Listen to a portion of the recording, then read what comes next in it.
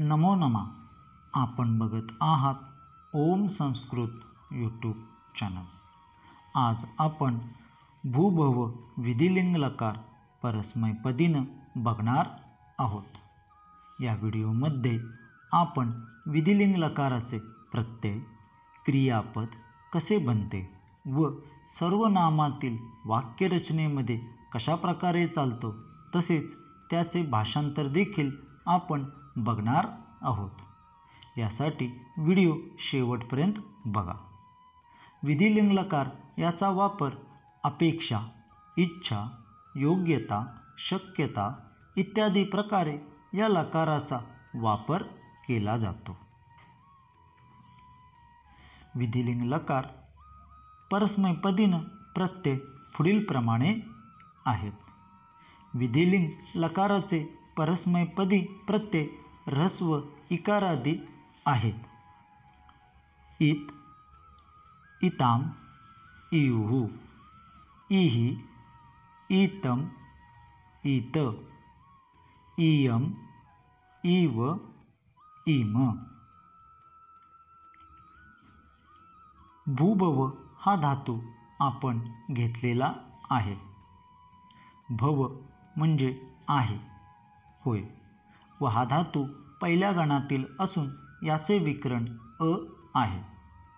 भव अधिक अ असे मिसळून भव हलंतरहित बनते. याला आपण अंग म्हणतो व अंगानंतर प्रत्यय लावले जातात. अकारांत अंगापुढे ते आल्यानंतर सर्वच रूपात एकार बनतो.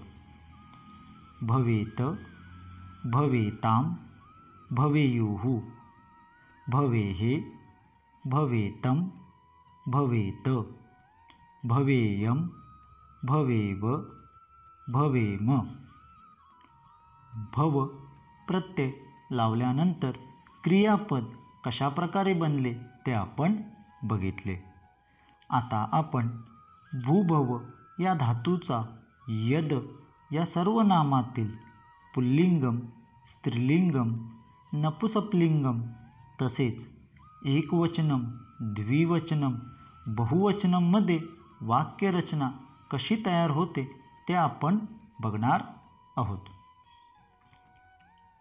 याः भवेत, यौ भवेताम, ये भवेयुः, या भवेत, ये भवेताम, याः भवेयुः, यत् भवेत, ये भवेताम, यानि भवेयुः, त्वं भवेः, युवां भवेतम, यूयं भवेत, अहं भवेयम, आवां भवेव, वयं भवेम.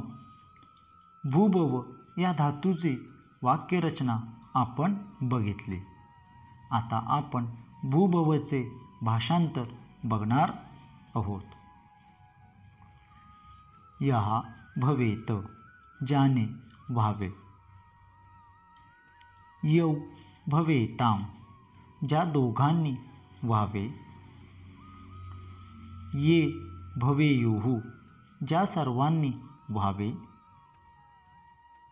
या भवेत, जिने व्हावे. ये भवेताम, ज्या दोघींनी व्हावे. याः भवेयुः, ज्या सर्वांनी व्हावे. यत् भवेत, ज्याने व्हावे. ये भवेताम, ज्या दोघींनी व्हावे. यानि भवेयुः, ज्या सर्वांनी व्हावे. त्वं भवेः, तू व्हावे. युवां भवेतम, तुम्ही दोघींनी व्हावे. यूयं भवेत, तुम्ही सर्वांनी व्हावे. अहं भवेयम, मी व्हावे. आवां भवेव, आम्ही दोघांनी दोघींनी व्हावे. वयम भवेम आम्ही सर्वांनी व्हावे. सदर भाषांतरामध्ये वाक्यरचनेनुसार काही वेळा बदल देखील होऊ शकतो, हे आपण लक्षात ठेवावे. जर आपणाला हा व्हिडिओ आवडला असेल तर आपण लाईक करायला विसरू नका. तसेच ओम संस्कृत यूट्यूब चॅनलला सबस्क्राईब देखील करा व मित्रपरिचितांसोबत शेअर देखील करा. आपण व्हिडिओ शेवटपर्यंत बघितल्याबद्दल मी आपल्याला धन्यवाद देतो. पुनर्मिलामः.